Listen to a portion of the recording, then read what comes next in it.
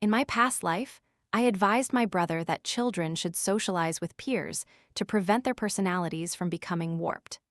My sister-in-law feigned agreement, but secretly told my nephew that I was the one manipulating his parents into sending him to school.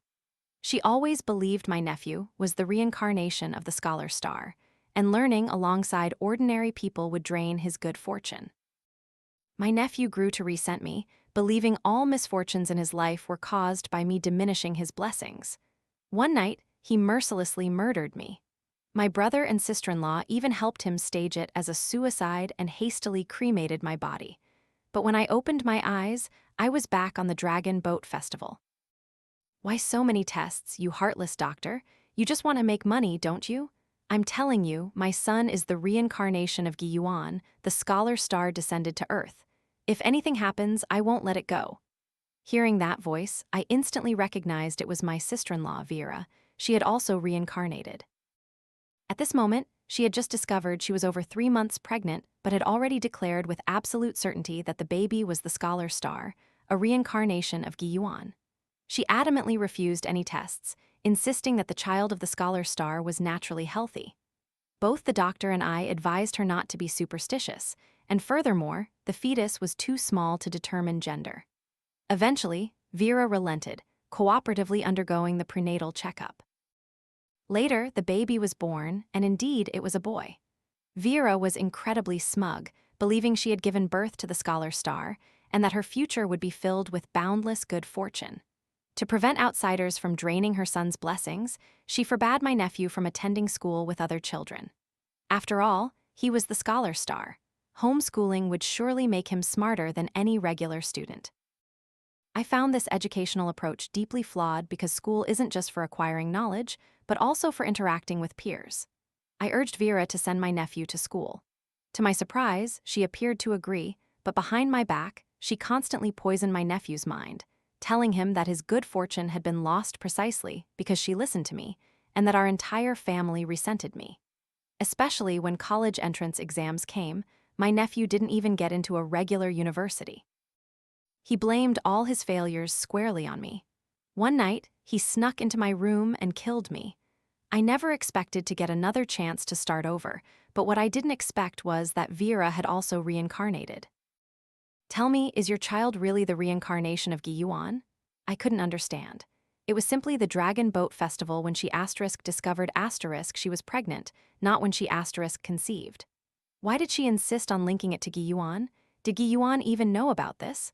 I thought for a moment, deciding to temporarily keep my own reincarnation a secret. Remembering my past life, I said, "Sister-in-law, just listen to the doctor. A quick checkup won't hurt anything." Vera's face was filled with fury, and she raised her hand as if to slap me. I dodged, but she still roared, "Tests? What tests? There's nothing to check. Get out now, I'll report that quack doctor. How dare he try to harm my son in this life?" She screamed so loudly the doctor lost face and said nothing more. I quickly stood up and pulled Vera aside. All right, let's go. Don't complain about the doctor. We need to accumulate good karma for the scholar star, don't we? The doctor is just doing his job." Vera pouted, her face radiant with triumph, as if she had just won a major victory. I gave the doctor an apologetic look and reluctantly followed her out of the hospital. As soon as we arrived home, Mother rushed over, asking, "How was the checkup? No problems, right?" Vera's face was smug and triumphant. "Of course not, your grandson is perfectly healthy. That heartless doctor just kept forcing me to do tests. What was there to check? It's all just a scam for money. I think he's just jealous I can have a son." Mother still sounded a little skeptical. "Only 4 months along, how can you be so sure it's a boy?" The answer was simple. Vera had also reincarnated. She knew the future, she knew what was about to happen. "Last night, I dreamed the baby in my belly was the reincarnation of Yuan. It's definitely a boy." Vera waved her hand dismissively, not bothering to explain further. Hearing this, Mother beamed, eagerly asking what she wanted to eat so she could cook. Vera rattled off a long list, like reading a restaurant menu. Mother immediately dove into the kitchen, bustling about, and conveniently called me in to help. As I picked vegetables, I pondered how to quickly move out. In my previous life, I had also wanted to leave, but Vera realized my usefulness and adamantly refused to let me move. They not only kept me at home, treating me like a servant, but also forcibly took my entire salary, claiming that as the scholar star's aunt, I had to help him so I could later share in his blessings. Thinking back, what blessings? It was all just misfortune. After dinner, I made an excuse to take out the trash and quietly left the house. Under an overpass, I found a middle-aged woman. We quickly reached an agreement. The next day, Vera said she wanted to go shopping for supplies for the scholar star in her belly. In truth, she had already used my money to buy plenty of items for both baby boys and girls. She simply wanted to spend my money, like a vampire, happy as long as she could drain my blood. I didn't resist. It was the weekend anyway, so I went with her. Just as we left the apartment building, we encountered a middle-aged woman. She observed us from head to toe, then called out, "Two ladies, please stop." The woman, acting extremely mysterious, circled Vera, then examined her palm. Suddenly, she recited Vera's exact birth date. Vera was instantly astonished. "How did you know? Heavenly secrets are not to be revealed. You are pregnant, aren't you?" Vera looked down at her belly and sneered, "Nonsense. Isn't that obvious to everyone? Are you trying to scam me? I don't have any money, get out of my way." She spoke, attempting to leave, but the woman's next words stopped her dead. "It's a boy in your belly, isn't it?" The woman spoke seriously. "I see that the child in your womb is the reincarnation of the scholar star. He is destined for great things." Before this, Vera had been skeptical, but now she was 80% convinced. After all, who doesn't like to hear good things? Moreover, the fact that the child in her belly was the scholar star was something she only spoke about at home. Outsiders couldn't possibly know. Yet this woman had guessed it correctly. Yes, I just had a checkup yesterday and it's a boy." The middle-aged woman closed her eyes, muttering for a while as if calculating something. Suddenly, she opened her eyes and shrieked, "You, get away from her, quickly." With that, she abruptly pushed me aside.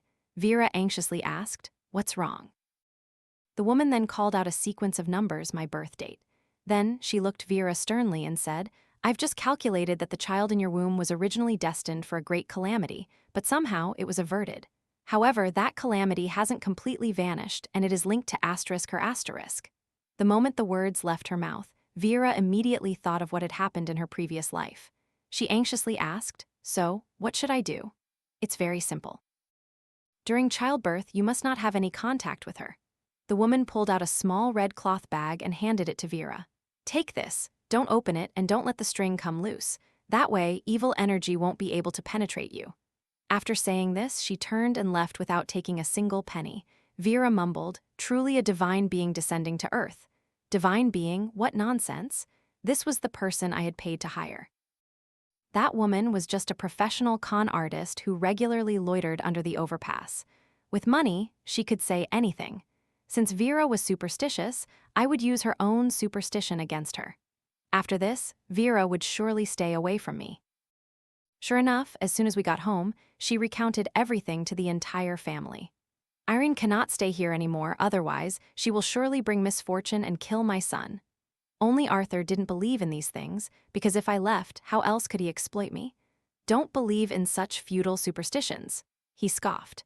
But Vera was the only one who knew about the past life, and now the fortune teller had accurately predicted things. So she believed the fortune teller 100% and adamantly demanded I be driven out. "No, Irene absolutely must leave and rent a place to live. I have the scholar star in my belly. If he's cursed to death, who will take responsibility?" Finally, I spoke up. "For the sake of my nephew, I will leave." Vera was unyielding. Now that she was pregnant, her words carried the most weight in the house. My mother also echoed her. "Child, just go live outside for now. We'll figure things out after the baby is born." I nodded, packed my luggage, and left that house. I rented an apartment near my company, finally breaking free. Because they feared I would bring misfortune to the scholar star, they didn't even demand money from me anymore. But regardless, when Vera gave birth, I still had to go to the hospital. Even if she didn't actively seek me out, my death in the previous life was heavily connected to her. I couldn't forget that. On the day Vera went into labor, I also went to the hospital. The moment she saw me, she shrieked, "What are you doing here? Get out, do you want to curse my son to death? I won't allow it." I feigned hurt, pulling out a gold bracelet from my bag. "I just wanted to visit my nephew, and I even bought him a gold bracelet. If you don't welcome me, I'll leave immediately." This bracelet was fake gold I bought online, but it looked even more real than actual gold. Under the lights, it glittered brightly, making Vera's eyes gleam. "All right, fine, you can wait here. When my nephew is born, you can give him the bracelet. I nodded. Okay, I'll wait outside. Vera's belly was larger than usual. She hadn't observed any dietary restrictions during her pregnancy, indulging in all sorts of rich and exotic delicacies. She also skipped regular prenatal checkups and completely ignored the doctor's advice to lose weight. Childbirth was surely going to be agonizing. Indeed, at only 3 centimeters dilated, Vera was already drenched in sweat from the pain. At this point, she screamed, "Epidural, I want an epidural," but Mother immediately stopped her. She had heard others vaguely mention epidurals, not understanding anything, but believing all medicine contained some poison. In my time, we had no epidurals for childbirth. Everyone gave birth normally. Why should Vera be favored now? I'm in agony. Quickly, give me the pain medicine. Vera's voice was utterly desperate. No, using pain medication will harm my grandson, Mother bellowed. Why, do you want me to die of pain, is that it? Cold sweat streamed down Vera's face. In our time, we had no epidurals. We still gave birth normally. Why are you so weak? Hearing Mother say that, Vera immediately turned to my brother, Arthur, for help, but he also didn't want to spend money. Epidurals are just a doctor's trick to make money. What if it affects the child's intelligence? Bear with it a little longer, dear. Vera was in so much pain she couldn't speak clearly anymore, and she erupted in furious curses. You bastard, do you want me to die? I'm in so much pain, I wish I never married you. Damn you, old hag, are you intentionally trying to harm me? I'm telling you, if I die, I'll come back as a ghost to haunt you. It was then that she saw me. She immediately reached out as if grasping at a last straw. Irene, please help me. I want an epidural. I took a step back, standing close to Mother. Why don't you try to endure it a little? After all, my nephew is the scholar star. What if the anesthetic affects his brain? As a mother, you have to make a little sacrifice, don't you? Once he's born, you'll be the family's hero. Vera completely lost hope. She wailed and cried in the delivery room for 7 to 8 hours. Finally, when she was 10 centimeters dilated, the doctor pushed her into the delivery room. Late that night, the baby was born. The nurse carried the baby out, announcing it was a boy, weighing 8 pounds, 5 ounces, roughly 4 kilograms. Mother immediately beamed. My first grandson, such a chubby, plump boy, he's definitely blessed with good fortune. Arthur and Mother immediately crowded around the baby, cooing and praising him endlessly. Only I calmly asked, "How is my sister-in-law?" The nurse replied, "The mother had an episiotomy and is being stitched up. She'll be out shortly." I nodded. When I turned back, Mother and Arthur were already holding the baby tightly, refusing to let go, completely out of sight. A little later, Vera was wheeled into a ward. She slept until the next morning. Arthur named his son Gabriel, meaning family's treasure. I gave the bracelet to Mother and was about to leave, but Vera called out to me. Despite her pain, she was already plotting to torment my mother. If Mother won't let me stay at a postpartum care center, then Irene can take care of me and Gabriel. As soon as she said this, Mother immediately agreed, without even asking my opinion. I quickly refused. I can't, Mother. What if I negatively affect Gabriel? I tried yesterday. As soon as I held him, he started crying. Yesterday, while Vera was asleep, I had deliberately held Gabriel in front of Mother and Arthur. I gently pinched his bottom, and sure enough, he immediately burst into wailing, refusing to be soothed no matter what. I stepped forward and picked up Gabriel. He was asleep at first, but the moment I lifted him, he began to cry loudly. See. I told you. I quickly put him down, but he continued to cry. Mother tried to hold him but couldn't soothe him either. I then said, perhaps he only feels safe when his mother holds him. Mother quickly placed the baby into Vera's arms. Sure enough, after a moment, he stopped crying. It's best if you leave, Irene. Your presence here will only harm Gabriel, Vera said, grinding her teeth in anger. If anything happens to my son, I won't forgive you. I said nothing more, simply clapped my hands, brushing off the whole affair, and left again. Just then, a long-term business trip opportunity came up at my company. I immediately signed up. As for that family, their string of tragedies had only just begun. Vera originally didn't want to breastfeed, planning to use formula, but Arthur, seeing an opportunity to save money, adamantly insisted Vera breastfeed. Mother also supported him. The scholar star must drink breast milk to grow up healthy. Formula contains preservatives. He'll surely get sick if he drinks it. In truth, Mother was still holding a grudge over being scolded by Vera during childbirth and was looking for a way to get revenge. Gabriel was very strong. Every time he breastfed, he bit until she bled. Vera was in immense pain, but Mother not only showed no sympathy, but deliberately posted something on WeChat. My grandson is truly powerful. This is just the beginning. Gabriel was born in July, the hottest month of the year. Arthur, not wanting to spend money, didn't send Vera to a postpartum care center, forcing her to stay home. Mother declared that new mothers shouldn't be exposed to drafts or bathe, lest they contract postpartum illnesses. So, air conditioning was forbidden, only hot water could be used. Moreover, to appear like a good mother-in-law, Mother cooked all sorts of greasy soups, forcing Vera to drink them. Imagine the feeling of refreshment in the scorching summer heat, having to be fully covered, no air conditioning, and drinking hot soup. But the most painful part was Vera's postpartum wound. Due to the heat and inadequate care, the wound became infected and festered. She had to visit the hospital several times before it finally healed. In my previous life, when Vera gave birth, I met all her demands. I even paid for her to stay in the best postpartum care center. Now that was out of the question. Everything happening now was her own doing, completely unrelated to me. In a blink of an eye, Gabriel was talking.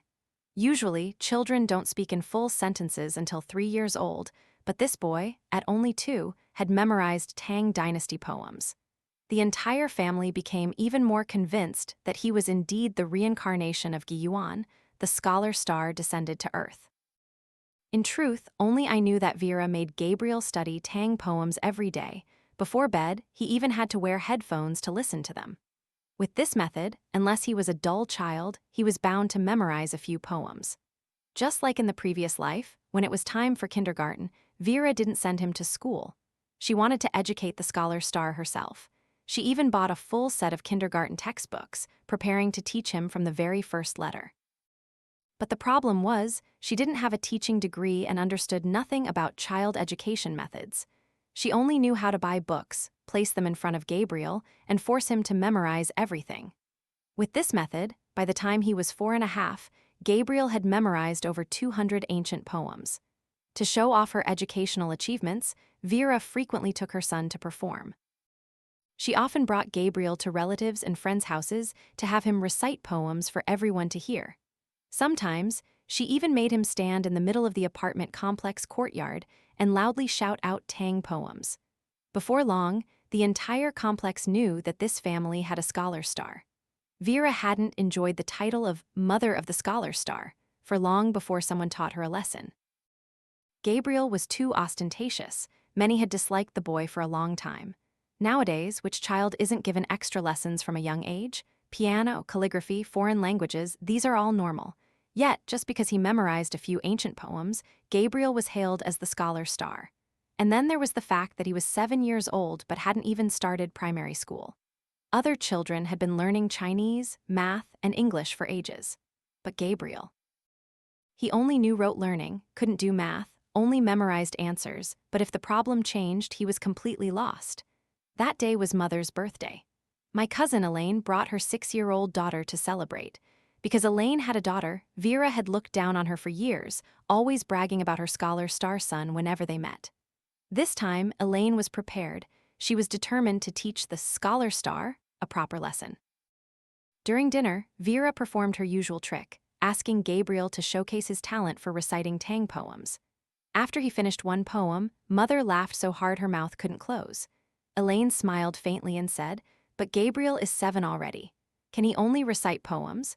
My daughter is only 6, and not only does she know Tang poems, but she can also solve advanced math problems and speak English.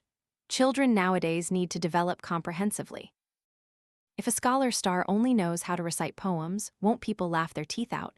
Vera immediately retorted, "Of course not, there's more. The scholar star knows everything. Last night he even memorized an English essay." She then clapped Gabriel's back hard. "Son, stand up and read English for your aunt." Elaine smiled thinly, pulling 2 advanced math test papers from her bag. "Coincidentally, my daughter's school gave out these tests a few days ago. I thought good things should be shared, so I brought a copy for Gabriel. Or perhaps let the 2 children do them together and see who's smarter. Gabriel is the scholar star, he'll surely be far superior to my little girl." Vera immediately gloated. "Of course, my son could never be like an ordinary mortal." And so, the whole family abandoned their meal and gathered around to watch the 2 children work on the tests. These were advanced math problems. Even regular students found them difficult, let alone a child who only knew rote memorization like Gabriel. An hour passed. My niece had almost finished the test, with only one difficult question remaining, while Gabriel was still struggling with the fill-in-the-blank questions. Elaine took out the answer sheet and a red pen to grade the papers. In truth, she didn't even need to grade to know who was better, but she pretended to scribble notes on the test. Then she slowly said, "Gabriel, what's going on? My daughter is just an ordinary child, yet you can't even match her. Look at your work, not a single multiple-choice question is correct, and you haven't even attempted the essay questions." Vera's face turned pale. She raised her hand and squeezed Gabriel's arm hard. "What's wrong with you? These are such easy problems and you can't even do them." Gabriel, in pain, burst into tears. "I've never memorized these problems, so I don't know how to do them." My cousin Elaine smiled even brighter. "Sister-in-law, this isn't good. Math requires flexible thinking, you can't just memorize it. It seems that homeschooling Gabriel has failed." Vera trembled with rage. "She's just a common little brat. So what if she's good at math? A daughter is still useless. My son is the scholar star. Being bad at math is perfectly normal." Elaine listened calmly and said, "Oh, so the scholar star isn't even as good as a useless little brat. Oh, right, I remember learning an ancient essay called Thuong tr letter 1 ecdng dung a while ago. Gabriel might be just like tr letter 1 ecdng dung." Upon hearing this, Vera's mental state completely collapsed. Get out of my house right now. My home doesn't welcome you." My cousin had achieved her goal and happily left with her bag. After this incident, the entire family began to worry about Gabriel's education. That evening, Mother called me again, recounting everything. "Your brother and I have discussed it. After all, your sister-in-law isn't a teacher. It's better for Gabriel to go to school." But I wasn't foolish. In my previous life, I lost my life meddling too much. This life, whoever wanted to worry could worry, I didn't care. I calmly replied, "That's not a good idea, Mother. Sister-in-law already said Gabriel is the scholar star. Why not just listen to her? After all, she's his biological mother. What right do I, his aunt, have to interfere?" Mother sighed, asking, "You're as good as useless. All right, I'll discuss it further with your brother." Arthur ultimately decided to send Gabriel to school for a trial period, but first, he had to hide this from Vera. Just as his parents in the countryside fell ill, Arthur tricked Vera into going back to care for them. Seizing this opportunity, he hastily enrolled Gabriel in school. Because he had never attended school, even at 7 years old, Gabriel had to start from first grade. Whether it was due to years of rote learning that dulled his mind or not, his learning speed was significantly slower compared to other 6-year-olds, especially in math. Ordinary children could grasp lessons after hearing them once, but Gabriel needed teachers to explain things repeatedly to understand. Worse yet, he was incredibly disrespectful. He bullied his classmates and even called teachers by their first names. What teacher could like such a student? Mother and Arthur's secrecy wasn't skillful enough, and my cousin Elaine soon discovered the truth. She immediately called Vera, provoking her. As soon as Vera heard the news, she caught a car and rushed back that very night. Upon arrival, she stormed into the school, grabbed Gabriel, and beat him fiercely. "Who told you to come to school, huh? You're the scholar star. How can you study with these common people?" Vera was furious but dared not argue with Arthur and Mother, so she vented all her anger on her son right in front of the teachers and students. She slapped Gabriel twice, a resounding smack. Then she dragged him into the hallway, snarling, "Look around you. How many people are here? Your good fortune has been completely sucked away by them. How are you going to live your life now?" The teachers and students in the classroom all rushed out to watch. Gabriel was so ashamed he wanted to sink into the ground. Finally, a teacher called Arthur to pick up his son. "Please don't hit your child at school, it disrupts the class order."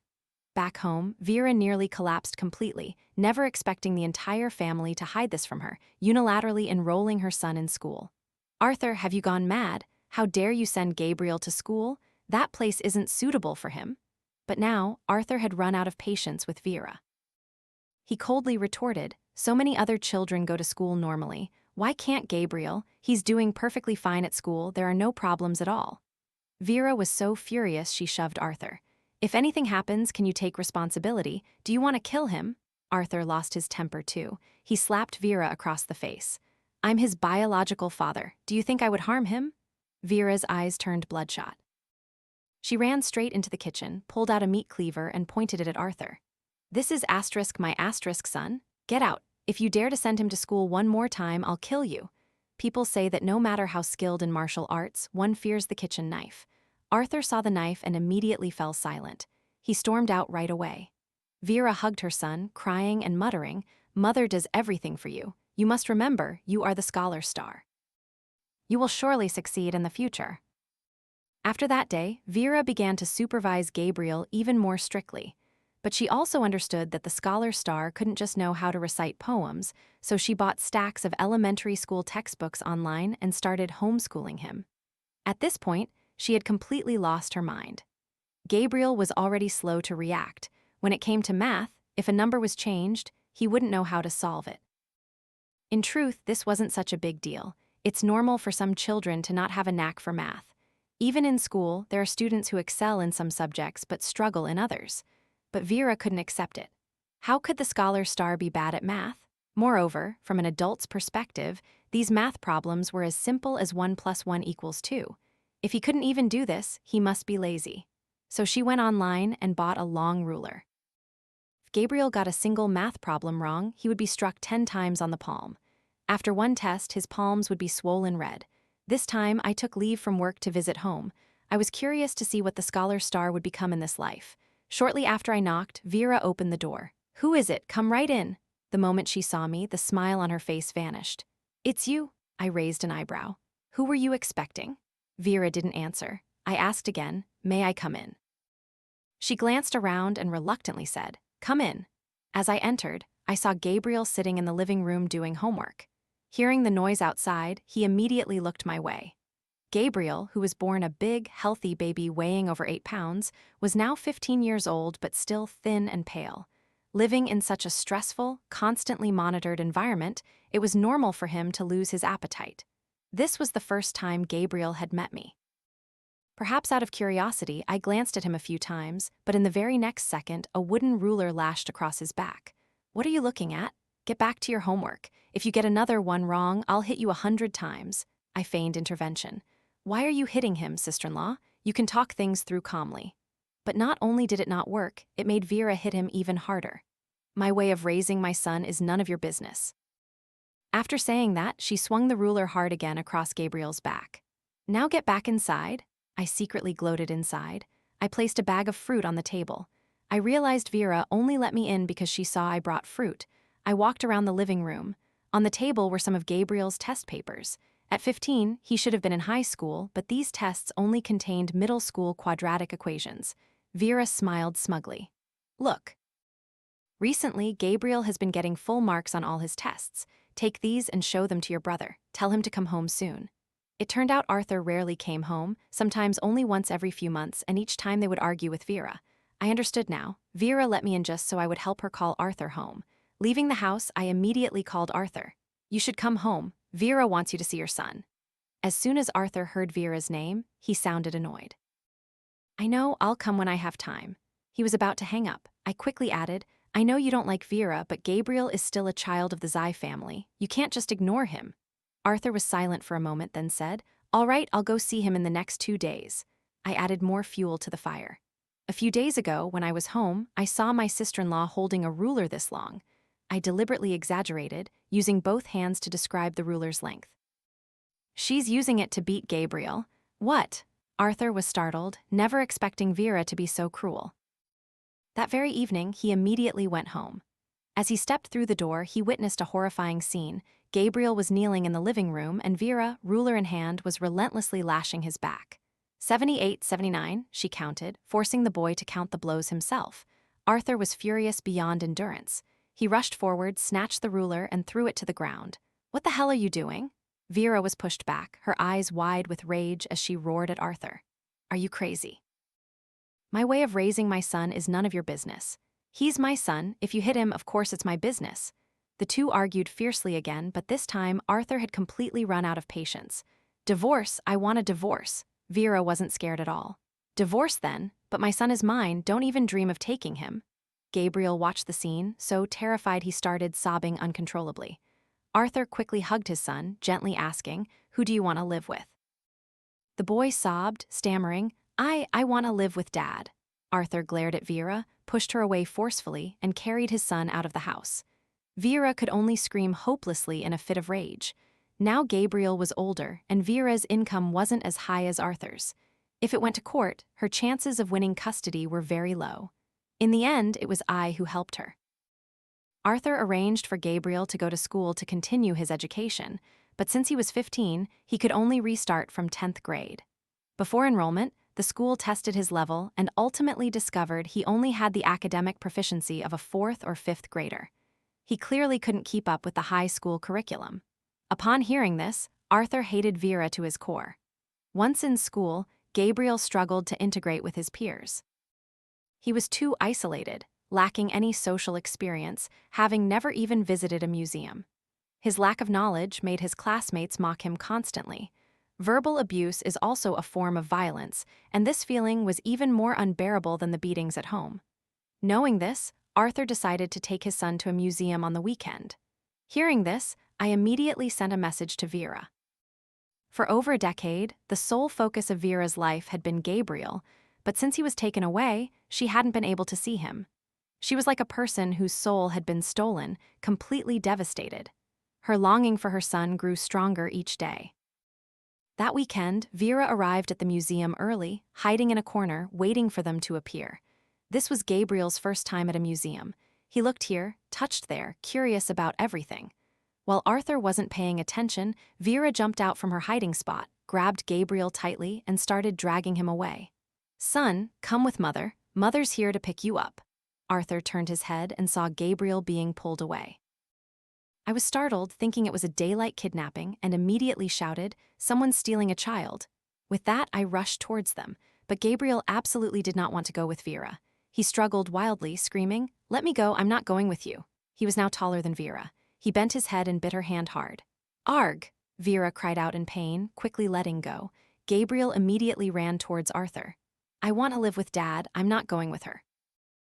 Vera's eyes were filled with madness. She shrieked, "Your father is harming you, you're the scholar star, how can you go to places like this? Come with Mother, I promise I won't hit you anymore." But in the past few days, Gabriel had realized the truth.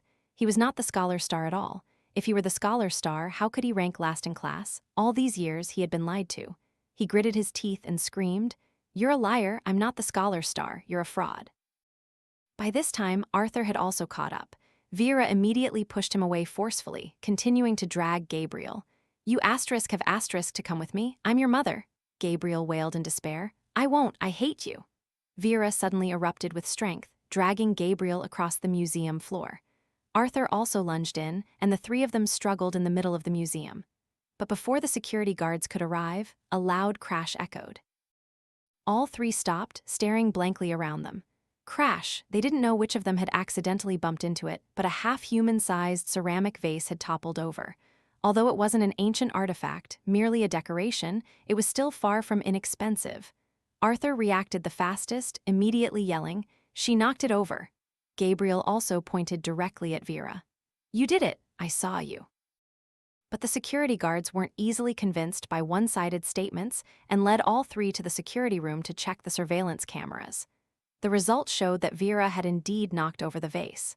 At this point, she couldn't deny it. Moreover, the museum stated that this vase was custom-ordered from Jingdezhen, costing 150,000 yuan, approximately 500 million Vietnamese dong. Vera immediately shrieked, "Are you trying to scam me?" "A broken vase for 150,000 yuan?" Arthur, now calmly enjoying the spectacle, sarcastically remarked, "A large museum like this, do you think they need to scam asterisk you for money?"